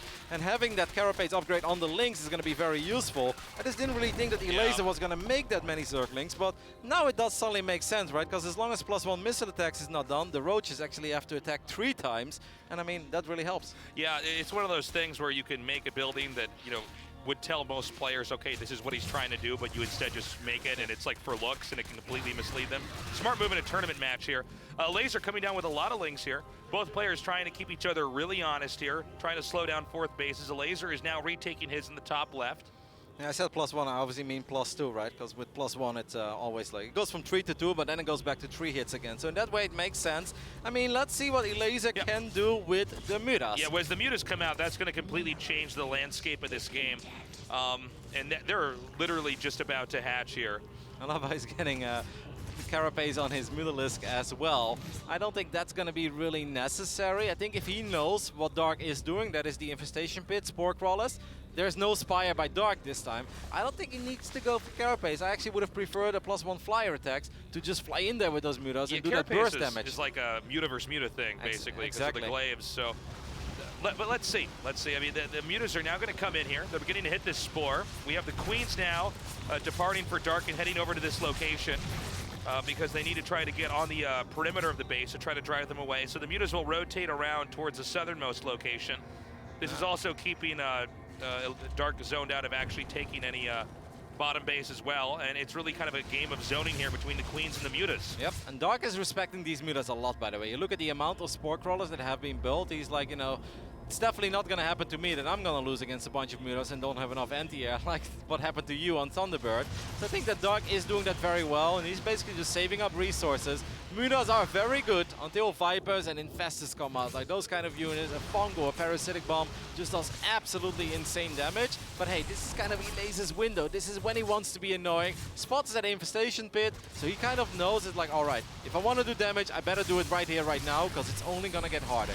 Okay, he takes out that Extractor and now goes into the main. The Queen scrambling to try to come up here. Note how he's taking this out. There's going to be a lot less gas that can be mined as easily. And wherever the Queens go, that's where the Mutas want to not be. And so they once again rotate down here, taking pot shots everywhere. We have 7 drones killed so far, and now these Lynx are going to come in here and deny that fourth base hatchery. Man, Elazer's getting himself in a really good position. He's starting to make a lot of Roaches now as well. I mean, there are 5 Vipers on the way. That's going to be big. Elazer, did he show them already? I don't think those have been revealed. I don't think so. I don't think that those have been spotted yet. But can he fight with like 35 against 30 Roaches? I mean, you take a look at the upgrades. It's about time to fight with it, you know, what the supplies are like and the combination of units he's got. I don't know if it's going to work. He's going to try to use the Lynx. I think there's enough Lynx that he can threaten this location and pull more Roaches, and then I believe he wants to attack up here from the bottom with his core army. Oh, good snipe there with the Mutas. Yep, Vipers are very, very expensive units. The Mutas are taking a lot of damage now, though. The Roaches will come in from the south side. I don't know if the Roach count is high enough. Elazer does not have +1 missiles, but he really wants to get this base. He's settling for the base. He's getting a cancel on that fort as well. And as you can see, the Roaches beginning to arc around. The stronger Roaches here from Dark, but Dark able to drive them away. The Lynx also hitting those Queens, but again, a victory on that front as well for Dark. Yeah, I mean, he did lose the fort base, right? So that's one thing. I mean, Dark has +2 missile attacks already. Jeez, I mean, that's big, right? You don't often see +2 against +0. Now, Elazer is getting his second Carapace upgrade for his ground units as well, so that's obviously nice. It's going to be lurkers on both sides. I must say, you gotta give kudos to Dark there for surviving, man, because he was down a solid 45-50 supply. The only thing he had was upgrades. All of his units needed to be in the right place, and they were. I saw that little ragtaggling army try to come in there and once again deny that hatchery. Did not end up working out. You know, from here, you were just pointing this out, Roddy. The number of workers that Elazer has in this moment is pretty scary, but I do worry about the sheer upgrades that Dark has and is continuing to get. Yeah, Dark has now 10 more roaches. He also has a couple of Vipers, of course. Blinding Cloud can be very massive. I wonder if this would be a good moment for Dark to fight. I mean, it's very hard for him to figure out where Elazer is at exactly. Well, I think Elazer's going to try to rely more on counterattacks now. Elazer has more territory, he has more turf, so it's more important for Elazer to devote to have Dark's attention spread over to the right side of the map, whereas you know, Elazer wants to try to play economic catch-up here. The thing is, though, that Elazer has less units because he has way more workers. Right. So I'm not sure if multi-pronging is the right thing to do. Elazer sending a lot of these roaches to the right bottom side, but Dark is just going to surround them, and now Elazer really has to worry about it. I'm starting to get very worried here for our Polish Zerg player because his army is simply quite a bit smaller, and there are Vipers in the mix as well. Blinding Clouds can be massive. Yeah, the Mutas really don't have very much equity anymore in this game. And now we see this army pushing up here. He might be able to isolate Elazer's army away from this hatchery. This is a really mineral. Whoa. Okay, that's one way to do it. I would have preferred a couple Blinding Clouds. Now he drops one down the right side. I think that's really smart. The parasitic spawns, little fancy, but all right. Is that a diss move? I don't understand.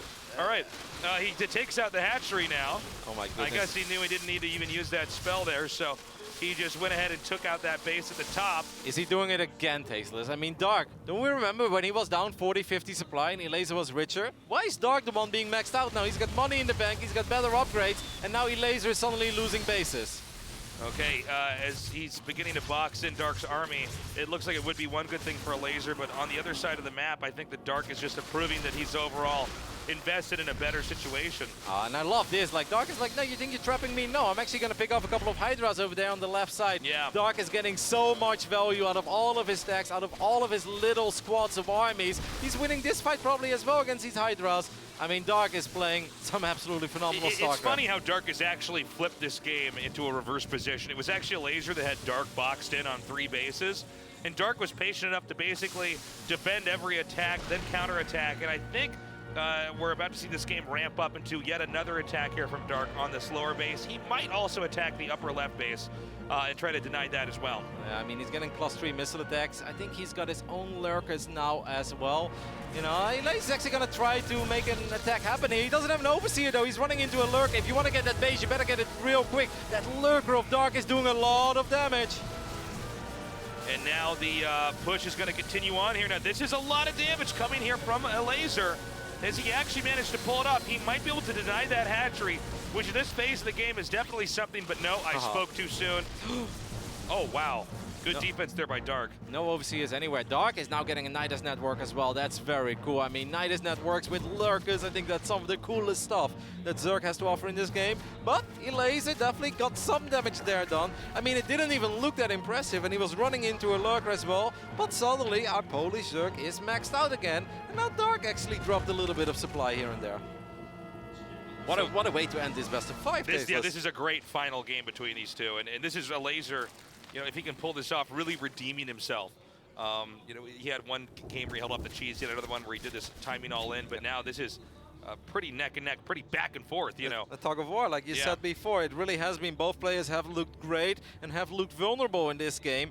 Dark still has slightly better upgrades, I believe. Yeah, +2 missile attacks is still not even done. And +2 Carapace about to finish up for Dark as well. Elazer could pound on this base. And I actually think if you just take out this hatchery, he really wants to get the drones as well. Might even get the lurker then. But now he's kind of trapping all of his own units as well, though. And he has no overseer here. Is this a worthwhile sacrifice? I'm not entirely sure. The hatchery will not go down as Dark's army battering rams its way through here. Meanwhile, Elazer beginning to put a pressure on a very fragile hatchery here adjacent to Dark's main. Oh, I love that Blinding Cloud, though. A lot of these Hydras not able to fight. But the lurkers will move forward. Dark is losing a lot of drones. We'll end up losing this base as well. Oh, yep, it's going to go down. But it's going to go. Nope, yep. All right, he's going to finally kill it off. The lurkers have done so much damage there. Now we actually get a pause. Right. Uh-oh. This is a very interesting moment to get a pause. To the gasp, the collective gasp of our entire audience. Wow. those lurkers there in those final moments actually did a lot of damage. I mean, we look at that fight on the right bottom side where like Elazer lost an insane amount of units, but he did allow him to get in a great position on the top side of the map. And those lurkers, it really seemed like they did enough there. Dark is in trouble. I wonder what the pause was about. He said lag. Did you see who? Yeah. Oh, I did not actually see that on the screen. Okay. Good catch there. So now we wait. We send the ref over, consult the two players, and see what happened. But let's just sum up what we saw. We saw a big attack there from Elazer in the bottom right, killed off, I believe it was all the lurkers. Or, I'm sorry, all the workers, not the lurkers. And then we saw an attack up at this base that was adjacent to Dark's main. Now that's the northernmost base. Yep. And he killed the hatchery, and I believe he was bailing with the rest of his army to try to relocate. You know, the way this map works, you begin to spread out further and further. So if you have the offense, you're trying to hit different locations and start to kind of whack-a-mole these bases off a map.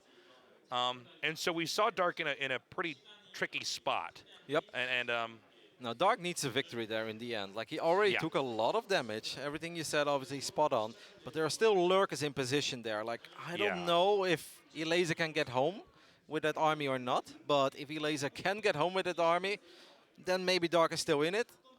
Okay, but we'll see how it goes. I just got notified by production. There was apparently some issue with the monitor. I believe we're going to restore back just slightly. And so we're going to be doing that now. And then we'll continue on. So again, reminder here, we just now, okay, I actually see the game now back on screen. We're going to throw it up on camera in a second. Here it is. So we're right back to where we were. Crisis averted. The game continues on. Yep, there are a lot of morphing lurkers there for Dark. I mean, Dark just took so much economic damage. He lost 19 drones. He does have that base all the way in the right bottom side, but Elazer was able to get home with all of it. There's a Zergling scouting it immediately. Yeah, he spotted it. This one lurker's like, I got this. He's going to burrow down here, try to get a few drone kills. And this Nidus is going to finish, but I don't know if it would be worthwhile to commit. We'll see. There's some army coming up here. Not a lot of creep over here, by the way, in Elazer's main. So he's not really able to keep this area that covered. No detection again for Elazer. There's no overseer here yet. Oh, you're totally right. Oh, there it is on the right side of the screen. Yeah, but that's a little bit late, though. Elazer lost a lot of supply there. That was a really good move by Dark. He gets out of it. Sure, he lost a couple of units as well, but he did damage, and he bought time, and that's what Dark needs right now. Yeah, when you get that Nidus, especially in the main, it forces the entire army, which, by the way, had map control. The entire army for Elazer has to go all the way back to the origin point, the spawn location of Elazer to defend, which gives Dark some more room to breathe, some more room to expand. I love the left one lurker left behind there. Is going to take care of this Nidus network. There are still Vipers out on the map, I believe, for Dark, but now Elazer is making his own Vipers as well. This is interesting because I don't see a lot of ZVZs of Dark when it really comes down to like lurkers and Vipers. That's something you see quite often in the European scene, where a lot of the Zergs do kind of like the turtle. I don't often see Dark play ZVZs like this. Yeah, this is very cool. The question, though, is did that play that he did give him the leg up to start to have options? The Nidus is going to be repeatedly used down here, by the way, at the bottom. We may have a setup. And notice how meager this harass is, and it's because he doesn't want to overextend with everything. Oh, this so is good. Anything he comes in here, if he guns down any workers, it's a win. 4 workers, not bad. It's not the same as what we saw earlier where it was, you know, a third or a half of the army moving in and trying to smash a base. Now we've got that hatchery that was picked off just as we had resumed the game. It's been reclaimed. And the bottom right should have a healthy amount of drones mining from it. Yep, Dark still has 5 more lurkers. I think it's going to be very hard for Elazer to end the game when Dark has so many more lurkers than he does. So it seems like this game has kind of stabilized. I'm very happy about that, right? Because we don't want to see a game ever end right after a pause. I think Dark was on the ropes, but these Nidus Networks attacks have definitely bought him time. They may not seem successful, but Dark needed some time. Dark needed to catch up, and that is exactly what he's doing. And so this has really gotten Elazer off of his back. And now Elazer is going to look for a few more options here.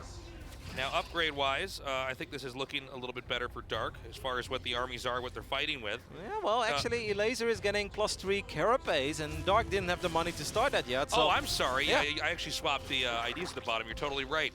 So this is actually not bad at all. I know these Niduses might seem silly as they're getting shut down. This almost is required of Dark to keep Elazer very, very honest about his movement on the map. Yep, no, Dark needed to play catch-up. We said it, he was down in bases, he was down in workers, he was down in army. He was down in every single most important aspect of StarCraft 2, so he needed to buy time, and that's definitely what that first Nidus network attack did. The other ones, they may seem underwhelming. It seems like Elazer had enough of it though. He's going to try, but don't forget there is a lot of lurkers on the side. Oh, great harpooning here, pulling out some of those stray units, but it doesn't appear that Dark is willing to give up this location so easily. And so the game plan here is to yank the opponent's lurkers into your army and try to do damage. Now again, map control to Elazer. I don't believe we have a Nidus being made on the map, or at least I can't see one on the mini-map. Elazer actually did that very well, right? He was able to pick up a couple of these Vipers. Dark does have a very good counter-attack here, though. I love how he's dropping some changelings as well, just in case his army wants to run away. So even though Elazer was doing some really good work there on the top side of the map, he just lost a lot of units on the south side. Dark refuses to give up, still fighting to hang in there. Yeah, this northern base here for Dark is a real point of contention. And so Dark's being very careful to not give this up. Yeah, Dark lost all of his Vipers, right, in that little exchange we saw, but now he bought some time with that hit squad he had on the south side to get once again 5 Vipers out. And the Vipers are incredibly important. Blinding Cloud is great, but obviously Abduct against lurkers, that can really breach certain positions that otherwise would be unbreakable. Dark has to be very careful here, of course, because of the lurkers there. It all comes down to the Viper control. And it's funny because Elazer also doesn't really strike me as the one European Zerg that I see with this army comp all the time. I feel like these are two guys that excel in early game and mid game, and now they're forced to play late game. Yeah, the final battle in a pretty insanely epic late game here. There's that Nidus again, and this is all paired with the army. By the way, he has no intention of really using that Nidus that much at all. He's actually trying to come here and press towards the center base location. But it seems like so far Elazer's reacting pretty nicely. Whoa! I mean, there's a lot of Vipers being abducted on either side. I mean, Dark lost a couple of... Dark actually lost 5 out of 6 there. I think Dark is actually... Hold on. Dark's going to try to get this really good position over here. Good harpooning there on those lurkers. That should allow Elazer to kind of come down here and engulf a lot of this army in a pretty nice angle, forcing Dark back. Yeah, I actually think that was a really good fight for Elazer. I mean, he's down a little bit in supply, but he picked off a lot of very expensive units. Meanwhile, Dark is rebuilding on Roaches, but Roaches alone are going to have a very hard time winning games against lurkers. Yeah, once again, Nidus, a continuous nuisance. And the thing is, you don't know if there's an army ready to go through that Nidus or not, right? I mean, you could try to kind of half-ass defend it, and then suddenly everything bursts out and does a lot of damage. Now, as far as growth on the map goes, Elazer's been slightly ahead. We're getting to the point where they're expanding in positions that make them neighbors. Yeah. So this is going to make it much more difficult. You know, ZVZ is so much about trying to hit different locations on the map and punish them. And when you're in half map situations, the tactics can get pretty crazy. Yep, Dark is once again going to try to get some economic damage done over here. He picked up 8, 9, maybe even more than 10 drones here. That's quite solid already. What is Elazer doing? We see a big flip on the minimap on the south side. I don't know if he's going to look for an opening there or not. But I really like this. The longer this goes on, the more fair it becomes, the higher the lurker count becomes. And I want to see, like, is this going to be it? Or are we going to ever see some other units? What about maybe some infest? Whoa, that's good. Whoa, those abducts are massive. That's 3 Vipers going down on the side of Dark. Now a couple lurks go down. Elazer just got a phenomenal trade there. Yeah, beautifully done here. Dark once again loses a critical position on the map. Tactically, Elazer is just having better engagements here. And look, he's even going to try to come in here a little bit further, start to punish more. Now, he's got to be careful because there's plenty more lurkers here from Dark. You do not want to overextend, excuse me, here in Elazer's position, but I'm actually starting to think that with Dark's supply overall thinning out, maybe he can do this. I mean, with the Vipers, you just continue to yank, but just like that, pull the lurkers out of their potholes and pick them off and then advance and get a better position. Yeah, Elazer is down a little bit in economy though, so he's gonna really try to make something happen. But you're spot on. When it came to the Viper fights, Elazer did way better than Dark for quite some time. Elazer still has slightly more lurkers. Now just in the end, he finally lost his Vipers for the very first time, because I don't think he expected Dark to have some there. There's only a single lurk here, so I think that Elazer is gonna try to make something happen here. What a game, what a series. You know what, they made fun of you, Nick. You were excited for it. This series delivered, That's okay? Right, I'm looking at Maynard and Artosis right now. They feel very bad for laughing at me for being excited for this match. No, look, the attack's continuing to come forward, and if Dark breaks on either of these fronts, he could be toasted. We have actually a Nidus right in the middle of the map. Look at that. Trying just about everything. That's going to get denied. Now, Dark has actually slipped the base over here at the 12 o'clock spot. I mean, Elazer's army is way bigger, and or way stronger, rather, is what I'm trying to say. It's a little bit bigger, Yeah. but it's definitely way stronger. He's got the more expensive units, and he's got more Hydras and Roaches as well. Dark is working with a very basic army composition. You would almost say that this is maybe impossible to win for Dark, but obviously he's the reigning GSL champion, so nothing is impossible for him, but he's going to need a magnificent fight, or he's Dark- going to have to force out a big error out of He loses Elazer. here. What does this mean? I don't know what it This means. esports postmodernism, man. I didn't think Dark was going to die. Oh my God, here we go. He's pulling forward on the Vipers. Great engagement here. Once again, Elazer forced to back up a little bit. Oh, but one he more. does not have a lot to work with. That hatchery actually canceled. One more Viper there in the end, got Here we go. abducted, and that means that Dark is going to end up losing a few more of these expensive Yeah, lurkers. It seems like Elazer has the initiative. The captain of Team Korea on the ropes right now, but it looks like he's actually broken free. Elazer's backing up, respecting the army as it pushes out. And it looks like Dark's going to try to contest this center base. You ask me what it means, Faceless. I think what it means is that those 12,000 people that voted for Elazer were all right, okay? They were onto right. something. They knew that he could potentially do it. Dark is going to end up losing a few Oh more my God, roaches here. He's taking such a beating here. Well, lurker fight. Yeah, there's a... I'm sorry. Okay, there's one lurker fighting a lurker, another lurker fighting a hatchery there. And a so game. he's going to be okay. Dark is at the bottom right for now. Although, frankly, that is not like a mineral-rich location anymore. It's really almost more just about Dark's upper right base. You know, it's crazy actually because Dark has 26 Hydras as well, but Elazer's got 35, but then on top of that, Dark has 37 Roaches, and that makes you wonder, where did all the supply of Elazer go? Well, he's still got lurkers, okay? He's got a lot of lurkers, 9 more, and he's got 5 more Vipers as well. I mean, if Elazer doesn't mess up, he is supposed to win these fights. His army is better, Tasteless. The question is, can he actually get the closer? He's coming in now. Again, just trying to pick off anything he can get. The income here for Dark is not exactly that crazy. I mean, Elazer definitely has more money to play with this game, which means Dark really cannot afford to make any mistakes. I don't think that Dark can fight this anymore, man. That's too many lurkers and it's too Yeah. many Vipers. So Dark is going to try to use the mobility of his army, and that's maybe one way to still outplay Elazer and come back into this game. But your GSL champion is absolutely in some trouble. Yes, he is maxed out, but he is working with an inferior army. Okay. The army is coming up now. Dark, it's pretty do or die here. No He's in overseer. the center of the map. The Hydras are coming forward. We have some of the Hydras branching off into the main. Can Dark create enough chaos here? He's going to try to go for the... Well, he was going for the hive for a second there, but Elazer seems to want to fight back, taking out that Nidus in the middle of the map. Meanwhile, also taking out the rest of Dark's Roaches in the main. Dark is in so much trouble, man. He's out of gas. He really doesn't have Yeah. anything to work with. He's still down 6 lurkers. He's down 2 Vipers. I don't know how he's supposed to win a fight here against Elazer. I don't know what else to say, but I think that Elazer is going to come in here and possibly end this. I mean, Dark is too broke. A really good save there on this one Yeah. lurker. Every lurker is obviously super important here. One more Viper gets abducted, and that's really what has made the difference here for Elazer. Elazer simply did better when it came to Viper against Viper. He was always able to get the big abducts off, and Dark just struggled with it quite a bit. Blinding Clouds being casted now on both sides. You see that the real source of income now for Dark is gone, and that's why Elazer is trying to come in here swinging, because he knows that Elazer knows he has more money to play with, he has more opportunities to try to end this.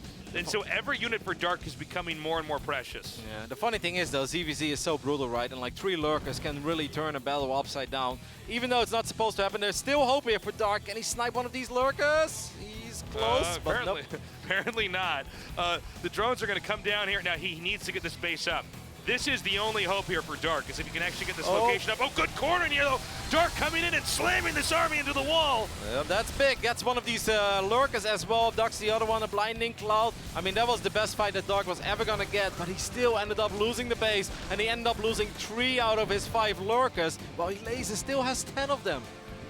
Okay, Dark coming in now for a fight. Supplies are fairly even, but we're at a spawn location here for Elazer. Elazer engulfing this army. Dark having to back up. Again, Dark with no base for the time being that he can realistically mine from.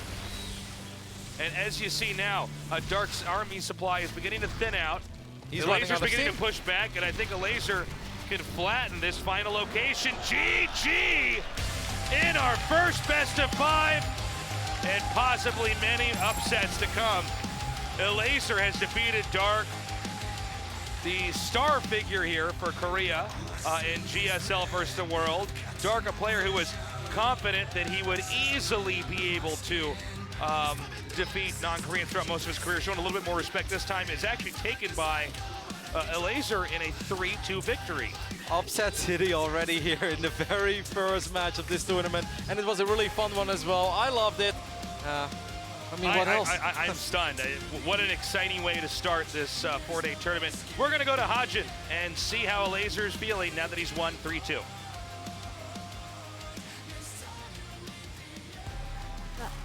Hello everyone, I'm Hyunsun Hajin Park. It's a great honor for me to host this year GSL vs. the World. 안녕하세요. 이번 대회 인터뷰 및 통역을 맡게 된 박현선입니다. 반갑습니다. And what a first match! I mean, what a close series. I'm so excited. How about you? How do you feel right now? I'm still shaking, and I was shaking from the beginning because I was super nervous coming to it. So yeah, right now incredibly happy. I feel relieved. I think that's the word. So yeah. 제 8강 진출 소감을 물어봤더니 아직도 너무 떨리고 정말 안심이 든다고 하네요.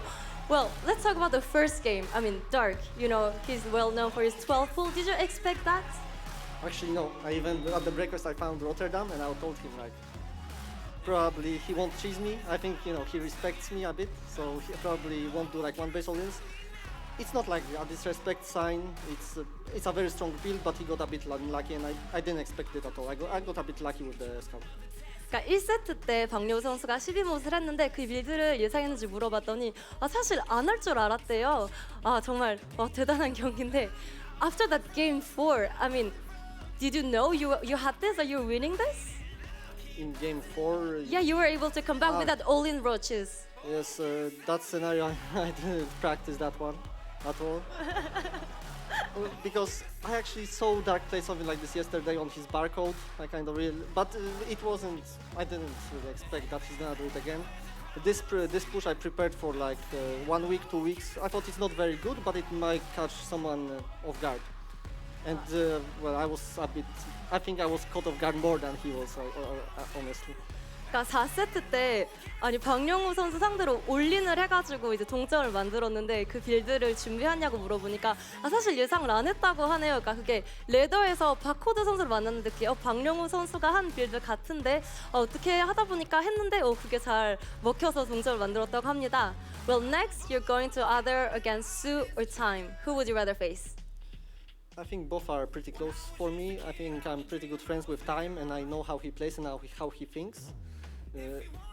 But even though I know that he's a very strong opponent, and I will have tougher time versus Terran than versus Zerg, and Su will be similar to Dark, so it's not like I'm super happy to play him, but I will have to play one of them. And, yeah, I think Su.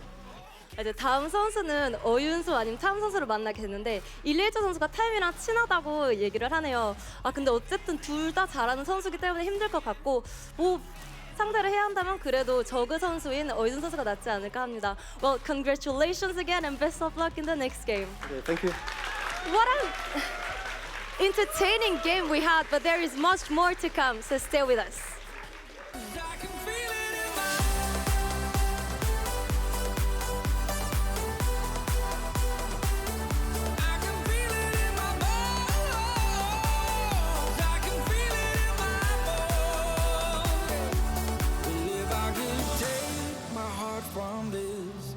If I could leave these memories, all I remember